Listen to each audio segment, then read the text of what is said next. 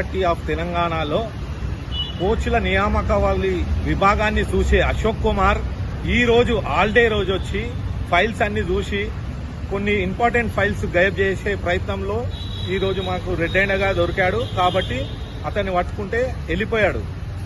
ఇది 16 ఏళ్లుగా కోచెస్లు ఖాళీ అయినాయి. స్ట్రెంత్ 64 మంది కోచ్లు ఉండాలి తెలంగాణలో. ఇవాళ ఒక్కళ్ళు కూడా లేరు, 4 ఉన్నారు. వాళ్ళు ఆఫీసర్లు అయ్యారు, ప్రమోషన్ వచ్చి ఆఫీసర్ అయ్యారు. ఇప్పుడు లెక్కకు చూస్తే ఎవరు కోచెస్ లేరు. తాత్కాలికంగా 177 మంది కోచ్లు బాధ్యతలు నిర్వహిస్తున్నారు. 26,000 16,000 చేస్తున్నారు.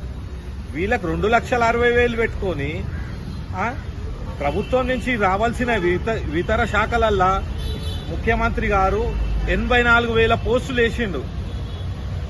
ఈ శాఖల ఒక్క పోస్టు పడతలేదు. ఎందుకంటే ఇక్కడున్న కింది స్థాయి అధికారులు ఫైల్స్ రాసేవారు సరిగ్గా ఫైల్స్ రాయకపోవడం వల్ల ఈ శాఖలో భర్తీలు కావడం లేదు. దాదాపు 20 ఏళ్లుగా ఒక్క పోస్టు భర్తీ కాలేదు. ఉన్న పోస్టు మొన్న 6 ఏళ్ళు అవుతుంది శాంక్షన్ అయ్యి ఆ ఫైల్ ని మూసిపెట్టేసిర్రు. ఇప్పటిదాకా దొరకలే, మొన్న దొరికింది. మళ్ళా ఆ ఫైల్ కూడా గైబ్ చేస్తాడేమో అని ఈ రోజు నేను అతన్ని పట్టుకొని గట్టిగా అడిగాను. ఎందుకంటే 232 పోస్టులు శాంక్షన్ పోస్టులు, అవి 64 పోస్టులు ఖాళీ అయినాయి. ఇవి భర్తీ కావాలి. ఆ విభాగానికి 16 ఏళ్లుగా ఇతడే అధికారిగా ఉన్నాడు. ఒక్క ఫైల్ రాయలే. ఈ స్పీకర్ మన శ్రీధర్ బాబు అన్న రాసిండు, వాకిడి శ్రీహర్ అన్న రాసిండు, దానికి జవాబు ఇయ్యడు. అవి జవాబు ఇవ్వవలసి వస్తుందని లీవ్ పెట్టి పోయిండు 26 తారీఖు వరకు. ఈ రోజు వచ్చి ఆఫీస్ బంద్ ఉన్న రోజు అతడొక్కడే వచ్చి ఎలా ఫైల్స్ చూస్తాడు, ఎలా ఫైల్స్ తీసుకొని పోతాడు? అదే నేను అడిగేది. ముఖ్యమంత్రి గారికి నేను చేతులెత్తి మొక్కుతున్నా. ఇతర శాఖలో వేస్తున్నట్టుగా క్రీడా శాఖలో కూడా పోస్టులను భర్తీ చేయాలని విజ్ఞప్తి చేస్తున్నా.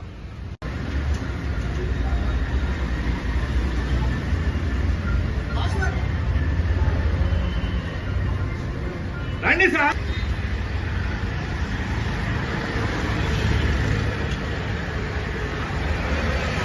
ఈయన కాదు, ఈయన కూర్చొని ఉన్నాడు. వచ్చి తాళాలు తీసుకుని రాళ్ళకెచ్చి देखो साहब, स्टाफ है हमारा स्टाफ है। तो आया कल भी एक जना आया था, उदय कुमार बोल के। उन्होंने ऑफिस का कुछ काम है, सीएम का काम है बोल के उन्होंने भी आके दिया। तो हमारा काम है, हमको देना पड़ता क्योंकि स्टाफ है।